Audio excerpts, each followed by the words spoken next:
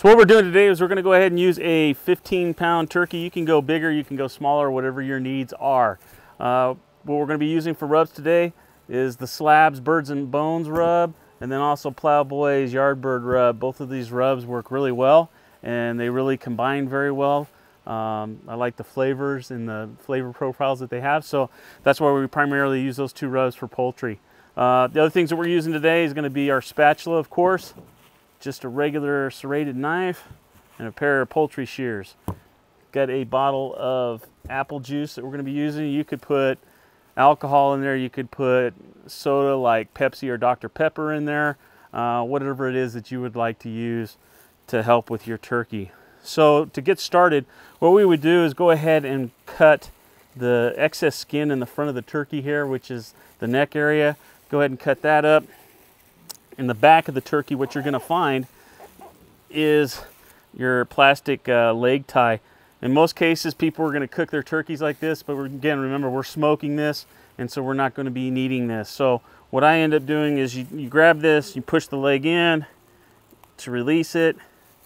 You do the same thing with the other side, and then on the inside, you'll feel around in the sides where they have the plastic part inserted into the turkey, and you can pull it out.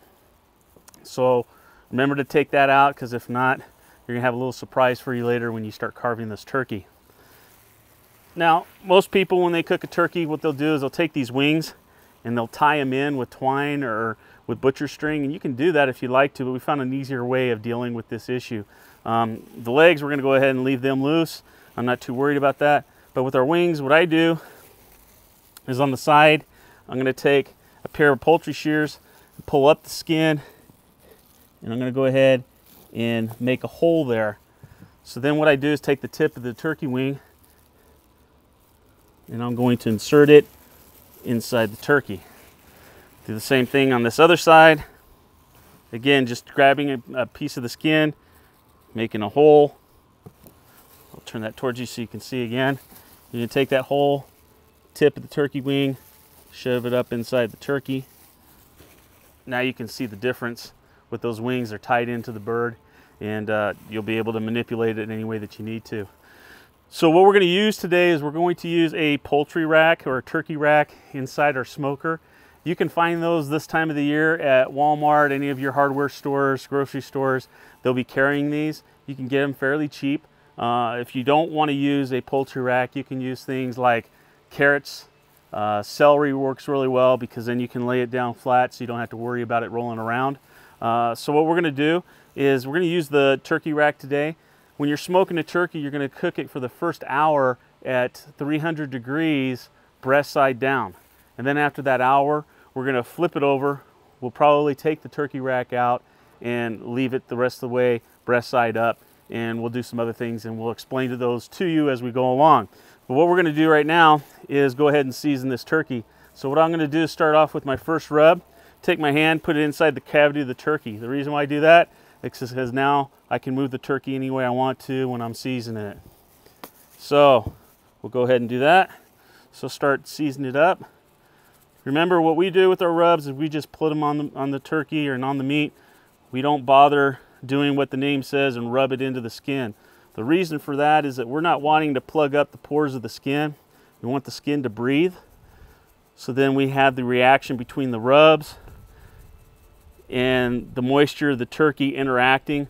What those juices are going to do, they're going to mix with those resins in the rub, and they're going to pull that rub down into the turkey as it's going, acting like a marinade. So you're going to get that rub throughout the turkey. Again, you can turn it to your side if you have your hand in the cavity, so you can turn it. Helps you see if you got some spots that you missed. Remember, we got a second rub that we're going to be using here as well. I always shake the rubs up before I use them, that way they don't get caked up. Go ahead and apply your other rub. Now, you don't have to add two rubs together if you don't want to. That's just a personal preference and something that we've found that we really like. You can experiment. You can try other things. You don't necessarily have to go out and find these two rubs and use them, although I would highly recommend them. You can look at our other videos that we're going to have, our other classes that we're going to be teaching you how to make your own rubs, your own sauces, and you can refer to those as well. So sometimes you may have the turkey wing come out of the hole that we had here. So then you just have to find it, because now I got the rub covering it.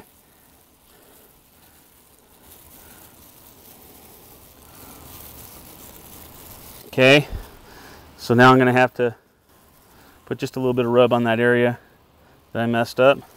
Again, put your hand inside the cavity of the turkey, flip it over, lay it down into your poultry rack.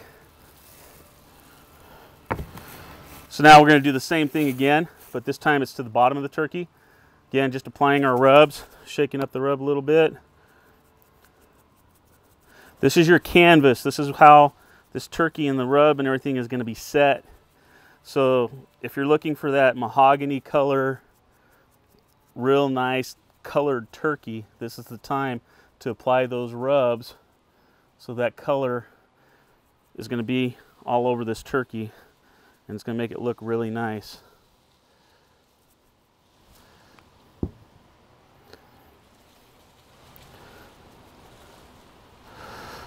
You can go as heavy or as light as you want. Remember, the bottom of the turkey isn't as important as the top of the turkey is going to be. So now what we're going to do is we're going to go ahead and take our turkey, we'll put it in the smoker. It's going to be in there again, 300 degrees, breast side down for the first hour. Then we're going to flip it. We'll put our meat thermometer in there, and then we'll let it go, and we'll show you the rest of the stuff we're going to do. But ideally what we're looking for is an internal temperature of 165 degrees in the breast. So we'll see you over at the smoker. Okay, so what we're doing today is we're using the Gorilla Smoker. It's a pellet smoker. We've got hickory pellets in here today, so that's what we're going to be smoking our turkey with. So what I'm going to do is go ahead and place this inside the smoker. Again, the temperature on the smoker right now is set at 300 degrees. Try and put that right in the center of the smoker. That way what it does is the heat and everything will get in there, be well circulated and everything else on the turkey. Again, we have it set at 300 degrees. When we come back in an hour, we'll go ahead and take it out of the turkey rack, put it breast side up. We'll insert our meat thermometer at that time, and then it's just a matter of waiting for it to get to an internal temperature of 165 degrees. We'll be spraying it, and we'll do some other things with it too to help it as it cooks and comes along. So you'll want to stick around and see the rest of this and how this turkey finishes. Okay, so our turkey has been inside the smoker now for about an hour. So what we're going to do is take it out of the rack. So what I'm going to do is take it out of the smoker, place it over here on the cutting board, remove it from the rack, put it back on here, and we'll go through what we're going to finish the turkey off with. Remember to have something, pot holders, towels, something to grab this rack out of here, because it will be hot.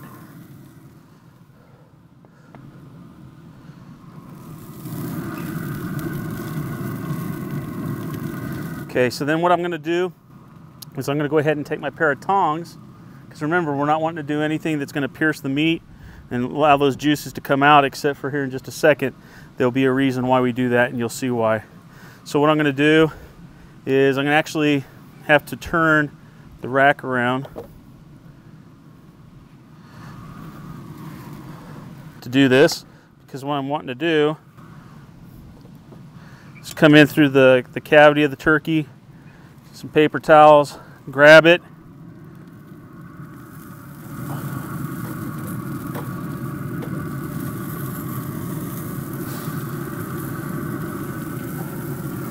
and then you manipulate the turkey back into the smoker there. Now, with what we're doing, we are wanting to put our thermometer into the turkey so that we're able to monitor it, take it off at the appropriate temperature. So at this point, it's the only time that I would recommend piercing the meat in the turkey. I'm going to take my thermometer, right into the breast meat of the turkey. Other thing that I'm going to do at this time is go ahead and just spray it down with some apple juice, just adding some moisture to it. Whatever you decide to spray on your turkey is also going to add color and flavor too.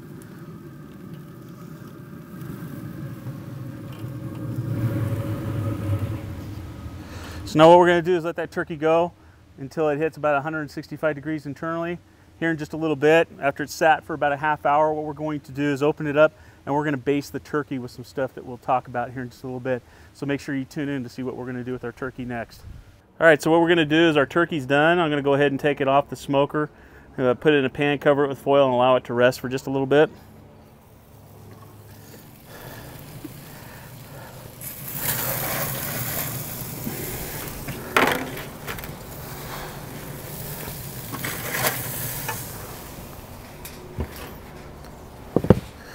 So all I'm going to do is just use some tin foil, just kind of tint it over it.